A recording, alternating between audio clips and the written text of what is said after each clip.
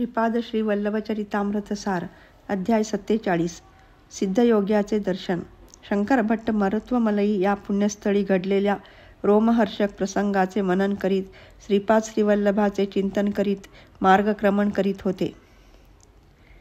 या प्रवासात अनेक सिद्ध पुरुष, पुण्यात्मे, महात्मे यांचे दर्शन होत होते आणि त्यांच्या सत्संगाचा लाभ होत होता. असेच मार्गक्रमण करीत करीत ते पांड्या देशातील कदंब वनात येऊन पोचले. या वनात एक अतिप्राचीन असे शिवमंदिर होते. त्याचे अतिश्रद्धाभावाने दर्शन घेऊन ते पुढे जाण्यास निघाले. काही अंतर चालून गेल्यानंतर त्यांना सिद्ध योगींद्र यांचा आश्रम लागला. ते एक महान तपस्वी होते. शंकर भट्टांनी त्या आश्रमात प्रवेश करून त्या महात्म्यांना अत्यंत नम्रभावाने नमस्कार केला. त्या सिद्धांनी शंकर भट्टाच्या शिरावर हात ठेवून श्रीपाद श्रीवल्लभ दर्शन प्राप्तिरस्तु असा आशीर्वाद दिला. ते म्हणाले, शंकर भट्टा, तू दर्शन घेतलेले शिवमंदिर आणि प्राचीन आणि जागृत आहे. त्याची कथा मोठी रंजक आहे. एकदा देवाचा राजा इंद्र याने अनेक राक्षसांना मारून टाकले, परंतु एक राक्षस पळून जाऊन शिवाची तपस्या करू लागला. इंद्राने तो ध्यानावस्थेत असताना त्याचा वध केला. त्याच्या हत्येमुळे इंद्राचे सारे तेज लोप पावून तो अगदी निस्तेज म्लान झाला. आपली पूर्वीची कांती मिळविण्यासाठी आणि हातून घडलेल्या पापाचे क्षालन करण्यासाठी त्याने अनेक तीर्थयात्रा केल्या, परंतु काही उपयोग झाला नाही. शेवटी तो जेव्हा पांड्य देशातील कदंब वनात आला, तो काय आश्चर्य, तेथील शिवलिंगाच्या प्रभावाने त्यास पूर्वीच तेज कांती प्राप्त झाली. अति आनंदाने इंद्राने ते वन पाहिले, तेव्हा त्यास एक स्वयंभू शिवलिंग दिसले. त्याने मोठ्या भक्तिभावाने त्याचे पूजन अर्चन केले आणि त्यावर एक सुंदरसे मंदिर बांधले. तू पाहिलेले देवालय हे इंद्राने स्थापन केलेले शिवालय आहे. हे समस्त पापाचे हरण करणारे असून अत्यंत मंगलदायक आहे. पुण्यवंतांना, दत्तभक्तांना याचे विनासायास दर्शन घडते. योगींद्राचे हे वक्तव्य ऐकून शंकर भट्ट अत्यंत आनंदित तसेच रोमांचित झाले. योगींद्राने शंकर भट्टास पुन्हा एकदा त्याच शिवालयाचे दर्शन घेऊन येण्यास सांगितले. त्यांच्या त्या आदेशानुसार शंकर भट्ट पुन्हा एकदा त्या कदंब वनात गेले. परंतु आश्चर्य असे की तेथे एक अतिसुंदर शिवालय होते. ते मदुरा येथील मीनाक्षी सुंदरेश्वराच्या मंदिरासारखे होते.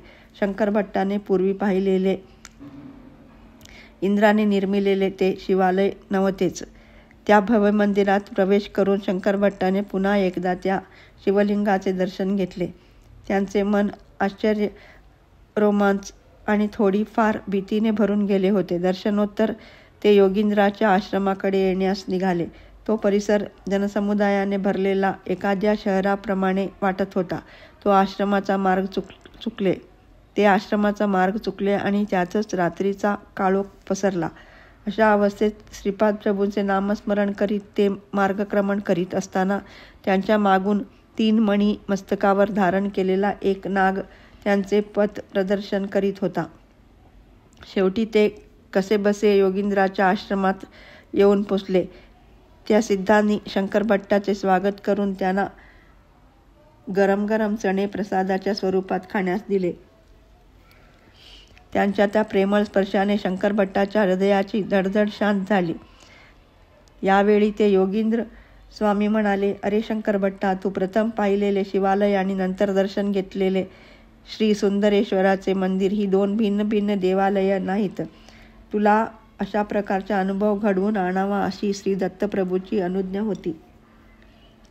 म्हणून कालास मागे नेऊन इंद्राने प्रतिष्ठापित केलेली शिवाची मूर्ती आणि शिवलिंग तसेच आसपासचा परिसर तुला दाखविला. श्री दत्तप्रभूच्या केवळ संकल्पाने भविष्य वर्तमानात बदलू शकते, तसेच भूतकाळ वर्तमान काळात बदलू शकतो. ज्या संकल्पाने सृष्टीची उत्पत्ती, स्थिती आणि लय होतो, त्या महासंकल्पाचे प्रणेते प्रत्यक्ष श्री दत्तप्रभूच आहेत. तेच सगुण रूपात श्रीपाद श्रीवल्लभ या नामरूपाने पीठिकापुरम क्षेत्री अवतरित झाले आहेत. ते सिद्ध पुढे सांगू लागले, देवेंद्राने प्रतिष्ठापित केलेले ते शिवालय धनंजय नावाच्या एक व्यापाऱ्याने पाहिले. त्याने या शिवलिंगाचा महिमा आपल्या देशाचा राजास कुलशेखर पांड्या यास सांगितला. ही शिवाज्ञा मानून त्याने त्या मंदिराचा जीर्णोद्धार केला. तसेच तेथे एका नगराची स्थापना केली. त्या नगरीस मधुरानगर असे नाव दिले. कुलशेखर याचा पुत्र मलयध्वज पित्याप्रमाणेच ईश्वर भक्त होता. त्याने पुत्र कामेष्टी यज्ञ केला होता. त्या यज्ञ कुंडातून एक 3 वर्षाची अतिशय लावण्यवती कन्या प्रकट झाली होती. तिला पाहून राजा आणि यज्ञ करणारे समस्त विप्रगण अत्यंत आनंदित झाले. ही कन्या म्हणजेच मीनाक्षी देवी. तिचा विवाह पुढे सुंदरेश्वराबरोबर झाला. या विवाहात भगवान श्री विष्णूंनी प्रत्यक्ष येऊन कन्यादान केले होते. हा लग्न सोहळा अत्यंत थाटात साजरा झाला होता. भगवान शिवाच्या जटेतून निघालेली वेगवती नदी मधुरा नगरातून वाहते. तिच्यामुळे संपूर्ण परिसर सुपीक झाला आहे. एवढे बोलून त्या महान सिद्धाने आपल्या वाणीस विराम दिला. रात्र बरीच झाली असल्याने शंकरभट्टास त्वरितच निद्रा लागली. सकाळी जाग आली ती सूर्याच्या उबदार किरणाने. शंकरभट्टाने डोळे उघडून पाहिले तो आश्चर्याचा धक्काच बसला. ते ज्याच आश्रमात झोपले होते तो आश्रम तेथे नव्हता. योगींद्र स्वामी त्यांचे शिष्य कोणीच नव्हते. एका उंच टेकडीवर पिंपळाच्या झाडाखाली ते निजले होते. त्यांनी आपले सामान आवरून घेतले आणि पुढच्या प्रवासास प्रारंभ केला. श्रीपादराजम शरणम प्रपदे.